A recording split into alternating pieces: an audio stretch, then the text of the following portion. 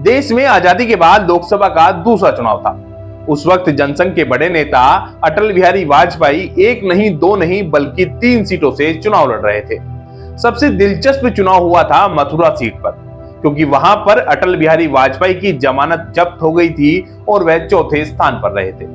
इस करारी हार के पीछे कारण भी अटल बिहारी वाजपेयी खुद ही थे, क्योंकि एक जनसभा में उन्होंने जनता से कहा था कि मुझे वोट मत देना।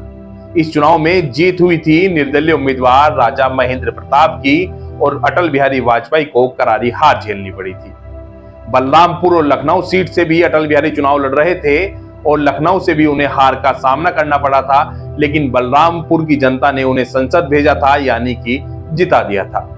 यह चुनाव आज भी सबसे चर्चित चुनावों में से एक है। नमस्कार, मेरा नाम अंकुर त्यागी है और आप देख रहे हैं हुआ यूं था का अगला एपिसोड।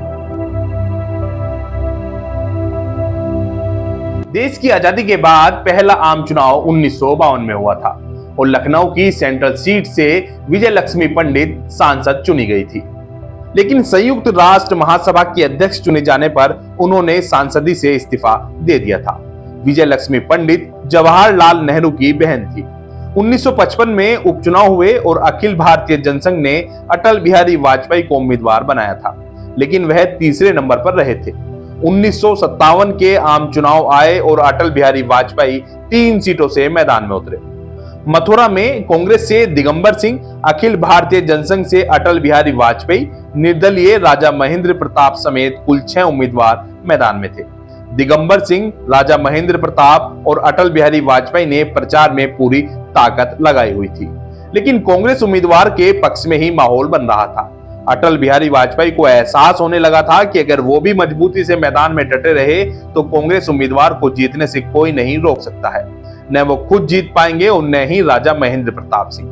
मतदान की तिथि नजदीक आ रही थी और प्रचार थमने से 1-2 दिन पहले ही मथुरा के गांधी पार्क में हुई सभा के दौरान अटल बिहारी वाजपेयी ने कहा था कि मथुरा वालों, जैसा प्यार आप मुझे दे रहे हो, ठीक वैसा ही प्यार मुझे बलरामपुर में भी मिल रहा है।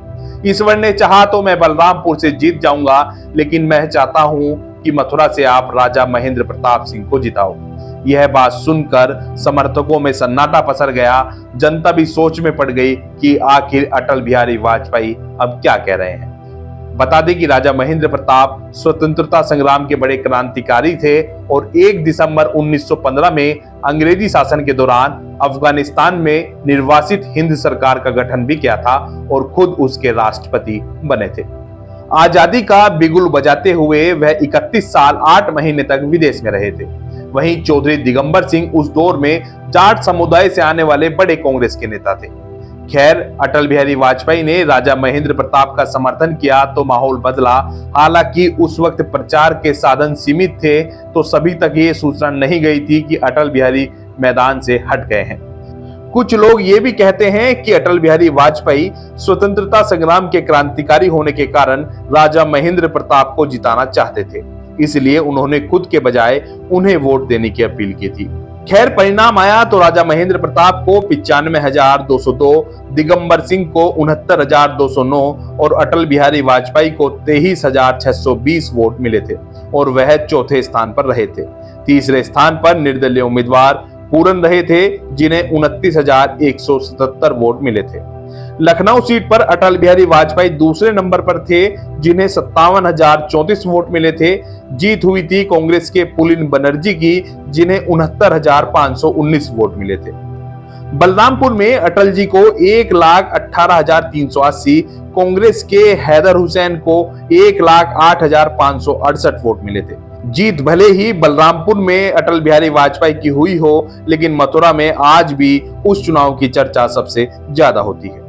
उम्मीद करते हैं कि आपको हमारा यह एपिसोड भी पसंद आया होगा। हमारे YouTube चैनल को सब्सक्राइब करें, Facebook पेज को फॉलो करें, हमारा सहयोग और समर्थन भी करें। धन्यवाद।